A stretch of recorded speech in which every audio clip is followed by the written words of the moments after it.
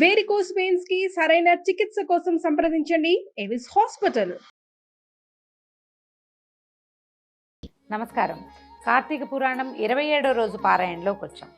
జనక మహారాజుకి మహర్షి ఇట్లా తెలియజేస్తున్నారు. కార్తీక వ్రతాలలో కేదారేశ్వర వ్రతం పుణ్యప్రదమైనది. అయితే ఈ కేదారేశ్వర వ్రతం మనకి పారాయణలో చివరికి వస్తోంది, కానీ కేదారేశ్వర వ్రతాన్ని ముందు కాలాల్లోనే చేసేస్తారు.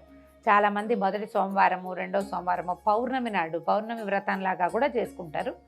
చివరి వరకు ఎందుకు చెప్తారంటే ఆఖరి రోజుల్లో విన్నా కూడా, 27వ రోజు విన్నా కూడా 28వ రోజైనా చేసుకుంటారని. ముందు నోములు ఉన్న వాళ్ళంతా చేసుకుంటారు. ఇప్పుడు కనుక ఏదో ఒక ఉద్దీపన కలుగుతుంది మనకి, ఇది చేసుకుందాము, ఏదైనా మంచిది చేసుకుందాము, కబుక్కుని పూజ చేసుకుందాము అని అనిపించే వాళ్ళ కోసమని ఇది చివరిలోకి చెప్తారనమాట. అయితే ఈ కేదారేశ్వర వ్రతం పుణ్యప్రదమైనది, పరమేశ్వరునికి అత్యంత ప్రీతిదాయకమైన వ్రతం. బోళాశంకరుడైన పరమేశ్వరుడు ఈ వ్రతం ద్వారా తన కరుణా కటాక్షాల వల్ల అపారమైన సిరి సంపదలను, సకల శుభాలను ప్రసాదిస్తాడు. స్వామిని ఆరాధించి మనసులో గల కోరికలను ఆయనకి నివేదిస్తే తప్పక నెరవేరుతాయట. అయితే పార్వతీదేవి ఈ వ్రతాన్ని ఆచరించడం వల్లే శివుని శరీరంలో సగభాగాన్ని పొంది అర్ధనారీశ్వరి అయ్యిందట. అయితే తొలుత కాలంలో శివపార్వతులు అర్ధనారీశ్వర స్వరూపంలో మనకి ఎప్పుడూ కనపడలేదు, అంతకుముందు లేదట. ఈ లేకపోతే ఈ కథ కూడా చాలా వింతగా చెప్తారు.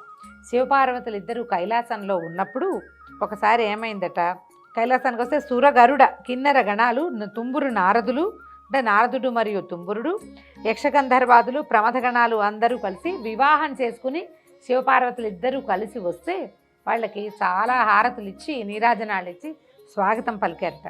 ఘృతాచి, తిలోత్తమ, ఊరోసి, రంభ మొదలైనటువంటి అప్సరసలందరూ కూడా చూడచక్కగా నాట్యం చేశారు. నారద తుంబురాదులు అపూర్వమైన గానంతో పరమేశ్వరిని కీర్తించారు. ఇక్కడ పార్వతీదేవి అప్పుడే వివాహం చేసుకొచ్చిందంటే బాలికగానే ఉంది, కన్య, కొత్తగా వివాహమైన అమ్మాయి. ఆమె చూస్తుంది తన భర్తకి వీళ్ళంతా ఎట్లా నైరాజనాలు పలుకుతున్నారు. సాధారణంగా భర్తలకి గౌరవాలు జరిగితే పక్కనున్న భార్యలకు కూడా ఎంతో కొంత లభిస్తాయి. అయితే అక్కడికి చేరుకున్న వారిలో ఏ ఒక్కరూ పార్వతీదేవికి నమస్కారం చేయలేదట. ఎవ్వరూ పార్వతీదేవికి నమస్కారం చేయలే. అందరూ పరమేశ్వరునే ప్రార్థిస్తున్నారు, ఆయనకే నీరాజనాలు. ఆయనతో పాటు ఆమె పక్కనుంది కాబట్టి ఆమె కూడా కొంచెం హారతులు అందుతున్నాయి అన్నమాట. అందులో ఈ ప్రమథగణాలు చాలా చిత్రంగా నాట్యాలు అవి చేస్తారు. స్వామికి నాట్యం అంటే ఇష్టం. పరమేశ్వరుడికి నాట్యహారతులు అవి ఇవ్వడం కూడా చాలా విశేషమైన సేవగా చెప్తారు. వచ్చిన అప్సరసలందరూ నాట్యాలు చేశారు, తుంబురు నారదులు గానం చేశారు. భృంగిరిట్టుడు అని ఒక ప్రమథగణాల్లో ఒకడు, నంది, శృంగి, భృంగి ఇలా పేర్లు చెప్తారు. ఈ భృంగి అపూర్వమైన రీతిలో నాట్యం చేశాడట. ఆ నాట్యం చేసేటప్పుడు ఆ హారతిస్తూ స్వామి చుట్టూతానే, శివుడి పరమేశ్వరుడి చుట్టూతానే హారతిస్తూ తిరిగాడట. తిరిగేసరికల్లా ఉన్న వాళ్ళంతా ఆనంద పరవశులైపోయారు. అది నీరాజనపు వెలుగులో పరమేశ్వరుడి మహాద్భుత దైవ సౌందర్యాన్ని చూస్తూ మైమరచిపోయారు అందరూ. అయితే పార్వతీదేవి తనని వదిలి ఈయన ఒక్కడికే హారతిస్తున్నారు అనే సంగతి అప్పుడు స్పష్టంగా తెలుసుకుందట. అంతకుముందు ఇద్దరు పక్కపక్కన ఉన్నప్పుడు హారతిస్తూ ఉంటే తను కూడా ఉన్నాననుకుంది. ఎప్పుడైతే ఈ భృంగి కేవలము పరమేశ్వరుడి చుట్టూ తానే నీరాజనాన్ని సమర్పిస్తూ తిరుగుతూ ఉండేసరికల్లా ఆమెకు తెలిసింది. అయితే అక్కడ ఉన్న వాళ్ళంతా ఆనంద పరవశులయ్యారు. పరమేశ్వరుడు లేచి వచ్చి నాట్యం చేసి మోకరించి ఉన్నటువంటి భృంగిని ప్రత్యేకంగా వెన్నుతట్టి మరీ మెచ్చుకున్నాడట.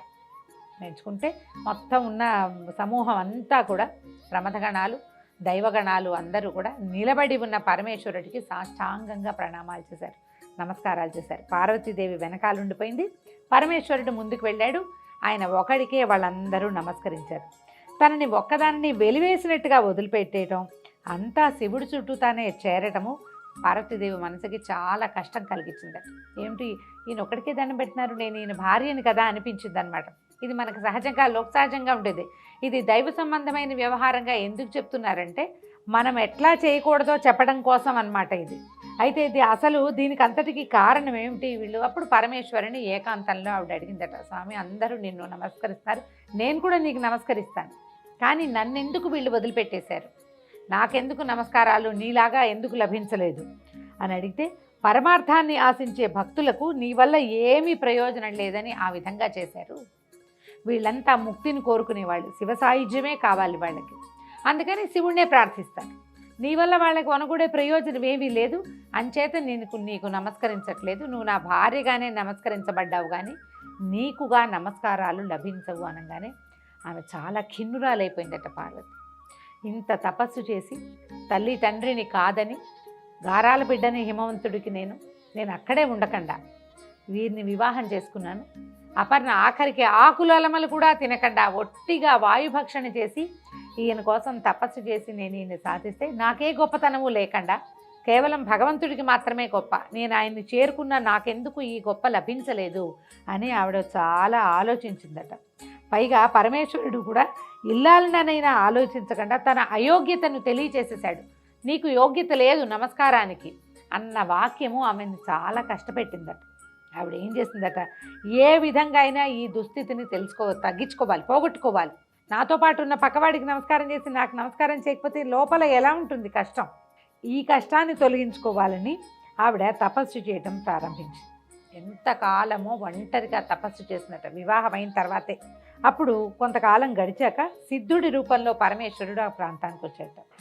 కోరిక పట్ల వ్యామోహంతో ఏకాగ్రతను సాధించలేకుండా నువ్వు ఎంతకాలం తపస్సు చేసినా ఏమీ ప్రయోజనాన్ని పొందలేవు. ఇది ప్రధానమైన పాయింట్ అండి. ఈ కథలో పార్వతీదేవి కూడా పరమేశ్వరుని వివాహం చేసుకోవాలి అన్న ఒక్క తలంపుతోటి తపస్సు చేసింది మొదట. ఆవిడ కన్యగా ఉన్నప్పుడు, అవివాహితగా ఉన్నప్పుడు ఆమె కోరిక తీరింది. కానీ ఆమె వివాహిత అయిన తర్వాత ఇట్లా అంటే తనకి గౌరవం లభించలేదన్న దాంతో చేసావు, నీకు ఏకాగ్రత కుదరటల్లా. అప్పుడు ఆవిడ ఏకాగ్రత ఎవరి మీద ఉంది? మొదట శివుడి మీద ఉంది. భగవంతుని మీద ఏకాగ్రత ఉండటం వల్ల నీకు మొదటిసారి తపస్సు కుదిరింది. ఇప్పుడు నీకు భగవంతుని పట్ల ఏకాగ్రత లేదు, నీకు నీ మీదే ఉంది మనసు. ఇది కాదు ఉండవలసింది. నా కష్టం తీరాలి అన్న ఆలోచనతోటి చేసే పూజ పూర్తి స్థాయిలో ఫలించదు. ఈ కథలో మనకి ప్రత్యేకంగా చెప్పేది అదే. నాకు అది కావాలి, నాకు ఇది కావాలి, నాకు ఇది జరగాలి, నాకు ఈ కష్టం తీరాలి, నాకు అది అయిపోవాలి అన్న తలంపుతో ఉన్నవాడికి భగవంతుని పట్ల ఏకాగ్రత కుదరదు. నాకు ఏదవ్వాలో అది చెయ్యి, నన్ను ఏం చేస్తావో అంతా నీ చేతిలో ఉంది, నువ్వే నాకు కావాలని తపస్సు చేస్తేనే, నువ్వే నాకు కావాలని పూజిస్తేనే భగవంతుడు మన యందు ప్రవర్తిస్తాడు. మన కష్టం భగవంతుడి కష్టం అవుతుంది, ఆయనే తీర్చుకుంటాడు. ఎవరికి ఆకలిస్తే వాళ్ళు తింటారు, ఎవరికి నొప్పొస్తే వాళ్ళు మందేసుకుంటారు. భగవంతుడు కూడా అంతే. మనకి భగవంతుడికి అభేదం కావాలి. పూజలో కానీ తపస్సులో కానీ కార్తీక మాసం కథల్లో చెప్తాం, పురాణాల్లో బోలెడన్ని మాటలు చెప్పుకుంటాం. ఇప్పుడు దీపం పెడితే ఇది తొలుగుతుంది, దానం చేస్తే ఇది వస్తుంది, అష్టైశ్వర్యాలు కావాలంటే ఫలానాది చేయండి అని. ఫలానాది నీకోసమే చేసుకుంటే ఎట్లా? భగవంతుడి కోసం కదా చేయాలి. ఈ వాక్యాలు సాక్షాత్తు పరమేశ్వరుడే పార్వతీదేవికి ఉపదేశించాడు. ఏం చెప్తున్నాడు? నువ్వు ఎంతకాలం ఇలా తపస్సు చేసినా కుదరదు. కాకపోతే ఇది రేపు కార్తీక మాసం రాబోతుంది. బోళాశంకరుడైన ఈశ్వరుడు కేదారేశ్వరుడు అన్న పేరుతో భక్తులని ఉద్ధరిస్తాడు. దానినే కేదారేశ్వర వ్రతము అంటారు. ఈ వ్రతం చేసేవాళ్ళు నిష్ఠతో భక్తితో స్వామిని ఆరాధిస్తూ తమ కోరికను విన్నవించుకుంటే అవి నెరవేరుతాయి, ప్రతిష్ట ప్రగతి కూడా సిద్ధిస్తుందని చెప్పాడట. అంటే పార్వతీదేవిని కరుణించే ఉద్దేశంలో ఇది ప్రజలకు మనకి మేలు చేయడానికి, లోకోపకారం కోసం చేసిందే. ఎప్పుడు కూడా మామూలు రోజుల్లో పూజా విధానాల కంటే కూడా పర్వదినాలలో చేసే పూజ భగవంతుని ఉద్దేశించి చేసేది. ఇది మహాపర్వదినం. ఇప్పుడు సూర్యచంద్రులు ఇద్దరూ సమానమైన గతుల్లో ఉంటారు, ఈ గతిలో ఉంటారు. నక్షత్రాలన్నీ కూడా అందరూ భగవంతుని వైపు తిరుగుంటారు. వారితో పాటు మనం కూడా భగవంతుడి వైపు తిరిగిపోతే వారందరికీ లభించే మహాద్భుత ఫలితంలో మనకు కూడా భాగం లభిస్తుంది. కాబట్టి తప్పకుండా పర్వదినాలలోనూ ఏవి పర్వాలని చెప్పారో, ఏం చేయాలని చెప్పారో ఆ క్రియా విధానాన్ని చేయాలి. అలా అని ఆనతిచ్చాడు. ఇచ్చేసరికల్లా ఈవిడ ఏం చేసిందట, సిద్ధుడు చెప్పిన ప్రకారంగా పార్వతీదేవి తన కోరికను పరమేశ్వరునికి నివేదించుకుంటూ, అంటే నాకు కావాలి అని అడగలేదు, నాకేం కావాలో ఏం చేయాలో అది నువ్వు చెయ్యమన్నది అని నివేదిస్తూ కేదారేశ్వర వ్రతం చేసి పరమేశ్వరునిలో సగం శరీరాన్ని పొంది పరమేశ్వరుని అర్ధాంగి అయింది. దీనినే కేదారేశ్వర వ్రతము, కార్తీక నోము అంటారు. ఈ కార్తీక మాసంలో 4 సోమవారాల్లో 4 సోమవారాల్లోనూ 3వ సోమవారము కార్తీక పౌర్ణమి ప్రసిద్ధమైనవి, సిద్ధిప్రదమైనవి అని చెప్తున్నారు. చివరి సోమవారం నాడు కూడా చేసుకోవచ్చని మనకి పెద్దవాళ్ళు, గురువులు, పురోహితులు ఉపదేశిస్తారు. ఆఖరి రోజునైనా సరే, మాస శివరాత్రి రోజునైనా సరే మనం తప్పకుండా ఈ కేదారేశ్వర వ్రతం చేసుకోవచ్చు. భార్యాభర్త ఇద్దరూ కలిసి చేసుకునే పద్ధతి వాళ్ళ ఇళ్లలో ఉంటే దాన్ని కంటిన్యూ చేయొచ్చు. అలా కాని పక్షంలో మనం ఈ కథ విన్నాము. ఇప్పటిదాకా ఏంటంటే కార్తీక మాసంలో ఏం చేస్తాం, కార్తీక దామోదర ప్రీత్యర్థం అని విష్ణు ప్రీతి కొరకు శివారాధన చేస్తాం. ఈ కేదారేశ్వర వ్రతం మాత్రం కేవలము శివుని అనుగ్రహాన్ని పొందటం కోసమే కేదారేశ్వర వ్రతమహం కరిష్యే అని సంకల్పం చెప్పుకుని కేదారేశ్వర వ్రత కల్పం అన్ని పుస్తకాల్లోనూ దొరుకుతుంది. ఏదైనా ఒక పుస్తకం సంపాదించి మనం 27వ రోజు వింటున్నాం, ఇంకా 28, 29, 33 రోజులు ఉన్నాయి. 30వ రోజు అమావాస్య కాబట్టి సాధారణంగా క్రియలు ఏమీ చేయలేకపోతాం. పైగా ఈ సంవత్సరం 29వ రోజుకే మనకి కార్తీక మాసం పూర్తయిపోతుంది. ఇంచుమించుగా ప్రతి సంవత్సరము ఇలాగే అవుతుంది, తిథులు తొందరపడతాయి కాబట్టి. ఇంకా 2 రోజులు, ఈ 2 రోజుల్లో అయినా సరే పెద్ద విశేషంగా ఏమిటో చాలా కావాలని ఏమనుకోవద్దు. తేలికపాటి పూజా విధానంగా సంకల్పం చెప్పుకుని మనం శివ పూజ చేసుకోవచ్చు. దానికోసమని చివరి భాగాల్లోనే ఇది చెప్పబడింది అనమాట. సాధారణంగా కార్తీకంలో ఒక చిన్న చిన్న విధులు చెప్తారు, ఫలానావి తినచ్చు, ఫలానావి తినకూడదు అని. ఇప్పటిదాకా పాటించలేకపోయినా కూడా ఈ చివరి రోజుల్లో అయినా సరే మనం ఇది పాటించవచ్చు. కొన్ని విధి నిషేధాలు చెప్తారు. ఇంగువ, ఉల్లిపాయలు, వెల్లుల్లిపాయలు, ముల్లంగి, దుంపలు, గుమ్మడికాయలు, శనగ, పెసర, అలసందలు, నువ్వులు నిషిద్ధం, తినకూడదు. వీటిని మానేస్తే చివరి 2 రోజులు మానేసినా సరే మీకు ఫలితం లభిస్తుంది. తర్వాత మాంసాహారం నిషిద్ధం, చివరి 2 రోజులైనా. ఇట్లు నిషిద్ధమైన వస్తువులు తింటే 7 జన్మాల దరిద్రం సంప్రాప్తిస్తుందని శాస్త్రవచనం. మరి ఇప్పటిదాకా తినేసామండి, ఈ 2 రోజుల్లో మానేస్తే మాత్రం ఏమొస్తుంది అంటే మంచి పని ఒక్కసారి చేసినా సరే, ఒకసారి చేసినా కూడా ఫలితం ఇస్తుంది. ఇది కార్తీకం కాబట్టి ఇప్పుడే విన్నాము, ఇవాళే తెలుసుకున్నాము కాబట్టి మానేద్దాం అని భావించినా ఆల్రెడీ వింటూ ఉన్నవాళ్ళు కూడా ఇతరులకు ఎవరికైనా ఇదిగో ఇలా ప్రత్యేకంగా చెప్పారు, చివరి 2-3 రోజులైనా మానేస్తే కూడా మంచిదేట అని చెప్పి చేయించగలిగితే మంచిది. దేవాలయ దర్శనం తప్పనిసరిగా చేయవలసిన విధి కార్తీకంలో. చివరి 3 రోజుల్లో ఏ రోజు కుదిరితే, ఏ పూట కుదిరితే ఆ పూటైనా. అమావాస్య నాడు కూడా దర్శనం చేసుకోవచ్చండి.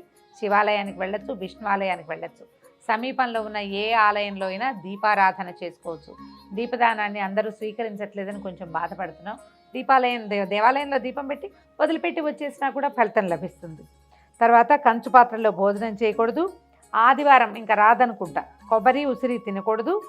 తర్వాత భోజన సమయంలో మౌనంగా ఉండాలి. కార్తీక పురాణం తప్పకుండా వినాలి. చివరి 3 రోజులైనా సరే పురాణాన్ని వినే ప్రయత్నం చేసుకోండి. దీంతో 27వ రోజు పారాయణ పూర్తయిపోయింది. రేపు ఉదయం 28వ రోజు పారాయణలో మళ్ళీ కలుసుకుందాం. నమస్కారం.